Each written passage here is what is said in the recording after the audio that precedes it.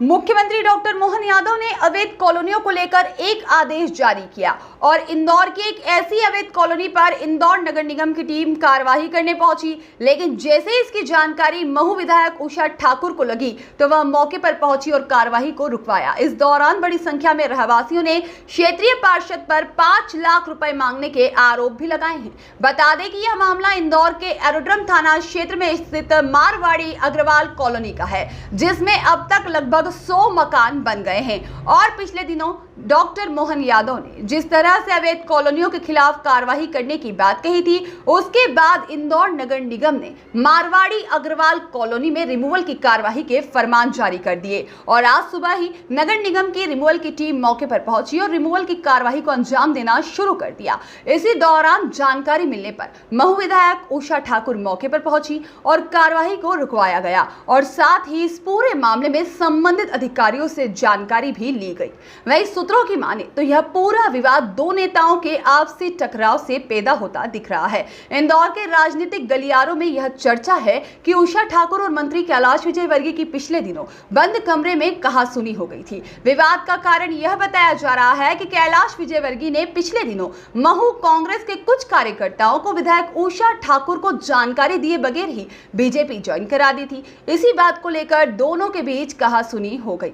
इसी बीच जिस कॉलोनी में आज इंदौर नगर निगम की रिमूवल की टीम कार्रवाई करने के लिए पहुंची, वह कॉलोनी उषा ठाकुर के रिश्तेदार की बताई जा रही है और यह कॉलोनी कैलाश विजयवर्गीय की विधानसभा क्षेत्र में स्थित है। वहीं मौके पर मौजूद महिलाओं का भी कहना है कि दो बड़े नेताओं की लड़ाई में हम गरीबों का नुकसान हो रहा है। वहीं एक क्षेत्रीय रहवासी ने तो बीजेपी के क्षेत्रीय पार्षद अश्विन शुक्ल पर भी गंभीर आरोप लगाए हैं। उनका कहना था कि अश्विन शुक्ल के द्वारा सभी रहवासियों से 5-5 लाख रुपए की डिमांड की जा रही है और नहीं देने पर इंदौर नगर निगम की टीम के द्वारा रिमूवल की धमकी दी जा रही है। बेटा नहीं है, पति नहीं है, अकेले कमाने वाले घर में है। इनकी जो बहू है वो डिप्रेशन में है, उसके बावजूद इन्होंने लोन लिया है, अपना घर बनवाया है।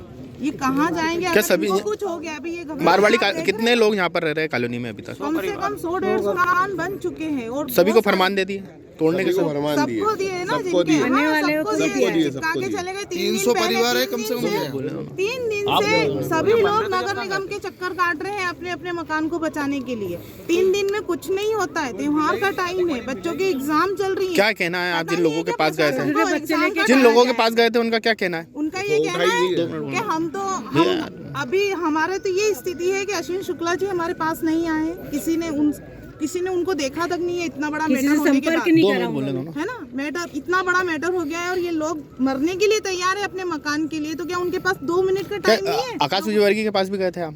उन्होंने क्या कहना उनका? सबका ये कहना है कि हम मैटर को समझते हैं। आज सुबह जानकारी दी थी आपने? सब कल रात को भी बात हुई थी उनसे। सब विजयवर्गीय जी के ऑफिस भी जाकर आए, सब जगह जाकर आए। आज सुबह बताया जितनी कोशिश थी सबने करी है। आज सुबह की जानकारी दी कि नगर निगम आ गई। यही कहा था हमको, रात को भी यही कहा था कि कुछ नहीं होगा, आप टेंशन मत लीजिए, मैं 2 बजे तक पहुंच जाऊंगा। ये सब लोग गए थे विजयवर्गीय के साथ वहाँ पे उनके ऑफिस में कि रात को 2 बजे मैं यहाँ पहुंचूंगा, जितनी भी कोशिश होगी हम करेंगे, पर कम से कम हमारी समस्याओं का समाधान चाहिए हमें, और कुछ नहीं चाहिए।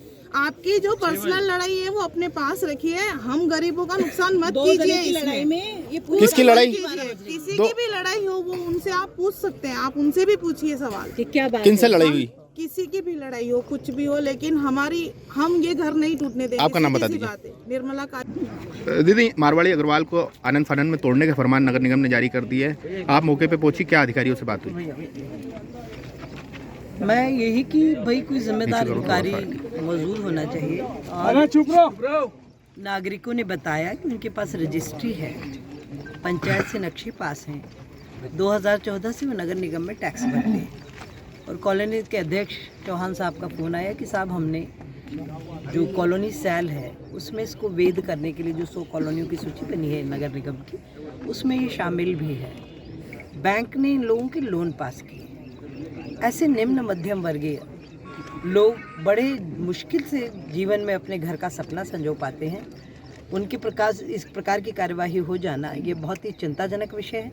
मैं माननीय मुख्यमंत्री जी के संज्ञान में लाकर, माननीय मंत्री जी के संज्ञान में लाकर निष्पक्ष न्याय, और जिनने ये हरकत की है किसी भी वजह से, उनके खिलाफ कठोर कार्यवाही कराएंगे। मैम पार्षद का बोल रहे हैं, यहाँ के पार्षद का जी नागरिकों ने मुझे बताया, तो नागरिक लिख के आपत्ति दर्ज कराएंगे। हमारी पार्टी भी इस पर विचार करेगी और प्रशासन भी करेगा। दीदी, पिछली सरकार शिवराज सिंह चौहान ने वेद करने के फरमान जारी कर दिए थे आनंद फानन में। माननीय मुख्यमंत्री जी ने ये भी कहा था, उसी दरमियान ये 100 कॉलोनी इंदौर नगर निगम में वेद होने में लगी हुई हैं।